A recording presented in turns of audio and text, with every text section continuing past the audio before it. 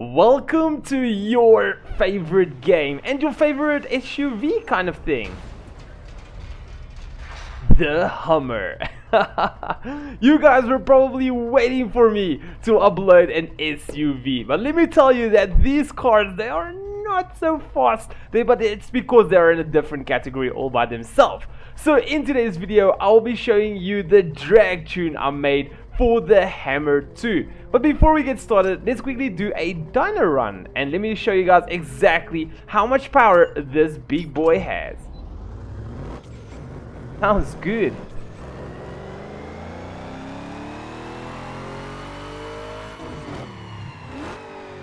Now that is impressive. Look at that torque, 720 newton meters of torque and 411 kilowatt. If this engine was just in a smaller body, oh my gosh, that would have been so darn quick.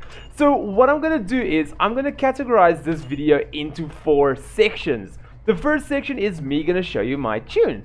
The second section is gonna be me doing a 400-meter run. Thirdly, I'm going to show you guys what performance upgrades I've installed, and lastly, a drag race.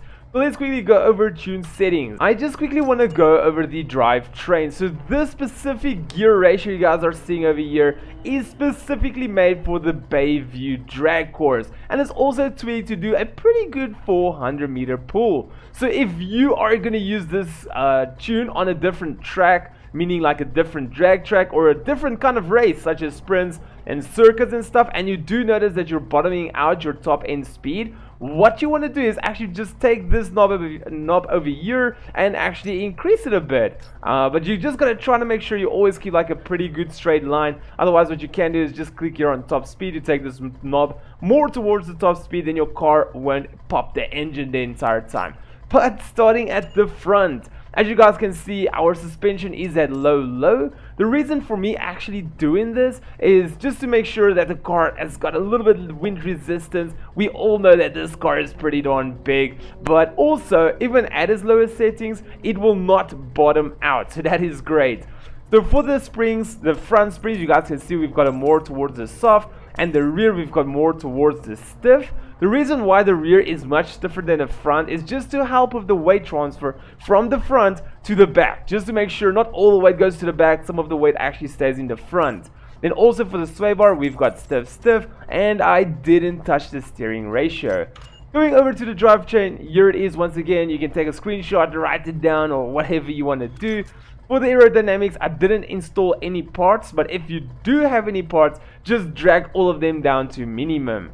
Going over to the tires and brakes, we got that strong, and I did not touch the brake BIOS. I don't even know what it stands for.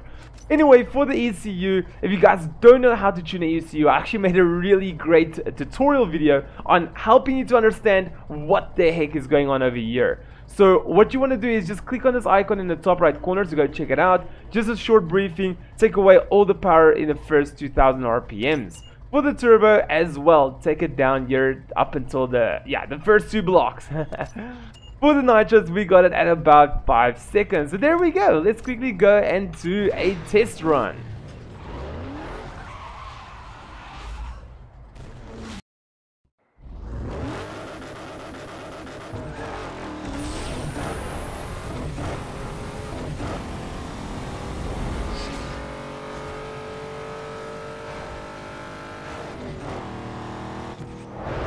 Oh my gosh, that is so darn slow. 9.49. So I think my base was 9.29, 9.33 around that area. But this car is really slow. I love the engine sounds and everything, but metal to the pedal, it is not one of the fastest cars. But look at it, it's an elephant. Okay, so let's quickly head over to the performance upgrade, so I can show you guys exactly what I installed. So if you guys are not familiar with how the system works, let me quickly explain it to you. You get different stages: stage 1, stage 2, stage 3. Stage 3 has got obviously the best stuff, such as the racing camshafts and gears, the block was blueprinted, high flow headers and everything. But if you look at stage 2, everything is installed as well. So at first, some people will actually think by installing stage 3 is going to cancel out stage 1 and 2, which is true, but not 100%. Only if the bigger stage has got something in it that the smaller stage has, it will overwrite it. Such as, look at over here.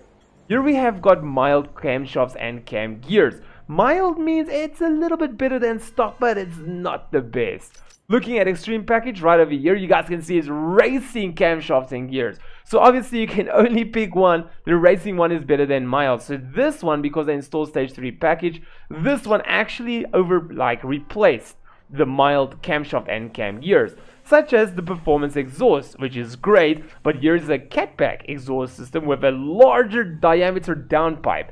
So if you literally only installed stage 3, you wouldn't have a better high flow intake manifold. The high flow intake manifold do not actually get mixed up with headers. It is two different things. But look at there, there's nothing about exhaust. But here's stuff about the exhaust. So whenever you install something, make sure you install stage 1, then 2, then 3. So going over the ECU, install stage 1, 2, 3.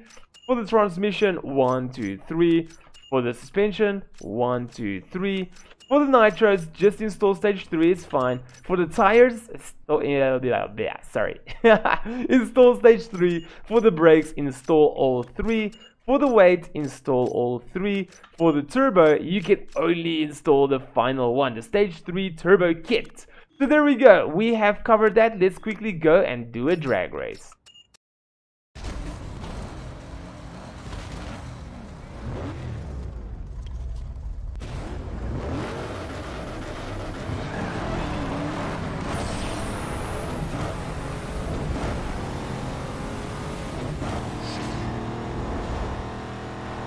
Oh my gosh, it is not that bad.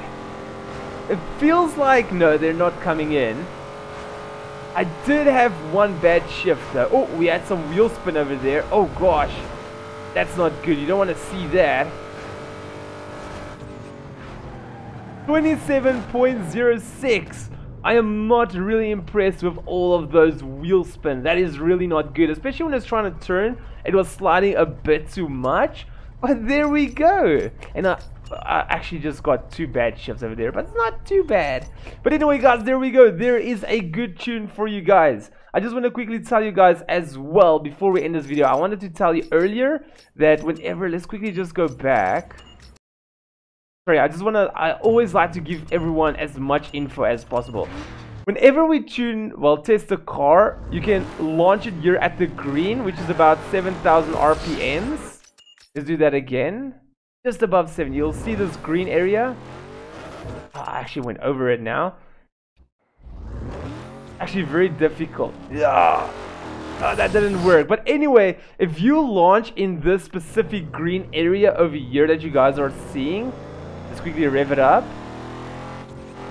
There, if you guys launch in this green area, but it's going to be a little bit bigger on launch, you'll actually do a better time than me. Because I am lazy, I like to push the RPMs all the way through. It just feels to me like I'm getting more consistent and better times. But anyway, that's a tip for you guys. You can make it or break it. Anyway guys, thank you so much for watching. I really do appreciate it. If you guys did enjoy this video, make sure to drop a big like. If you found it useful, entertaining, or whatsoever, oh yeah, I think I did tell you guys to drop a big like. Sorry, my head is just running around. Otherwise, if you would love to support the channel, hit the logo at the bottom right corner to subscribe. If you want to see a similar video, hit the icon on the left. If you want to see one of my most recent videos, hit the icon on the right. And then I'll see all of you legends in my next video. But for now, peace out everyone.